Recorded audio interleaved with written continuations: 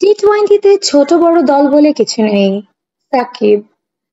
T twenty বিশ্বকাপের আগে বড় ধাক্কা খেল বাংলাদেশ দল। যুক্তরাষ্ট্রের বিপক্ষে সিরিজের প্রথম টি-টোয়েন্টিতে কাছাকাছি গিয়ে হেরেছিল টাইগাররা। একই ভুল করেছে দ্বিতীয় ম্যাচেও। গতকাল ৬ রানের ব্যবধানে হারে নাজমুল হোসেন শান্তর দল। ম্যাচ শেষে সংবাদ সম্মেলনে সাকিব আল হাসান জানান, টি-টোয়েন্টি ক্রিকেটে ছোট বড় দল বলে কিছু নেই। তিনি বলেন, বিশ্বকাপে কোনো সহজ ম্যাচ নেই। বিশ্বকাপে চাপ থাকবে, নার্ভ ধরে রাখতে হবে। বিশেষ করে টি-টোয়েন্টি বিশ্বকাপে সব ম্যাচ গুরুত্বপূর্ণ। কাউকে হালকাভাবে নেওয়ার সুযোগ নেই। সাকিব অবশ্য আলাদা করে কাউকে দোষ দিতে চান না। দলগত খেলা এটি, সবাইকে দায়িত্ব নিতে হবে এখানে।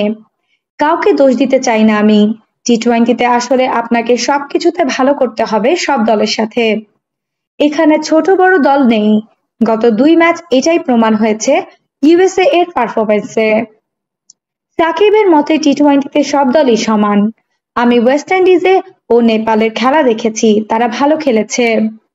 আয়ারল্যান্ড, স্কটল্যান্ড ভালো খেলেছে। আয়ারল্যান্ডের কাছে হেরে গেছে পাকিস্তান।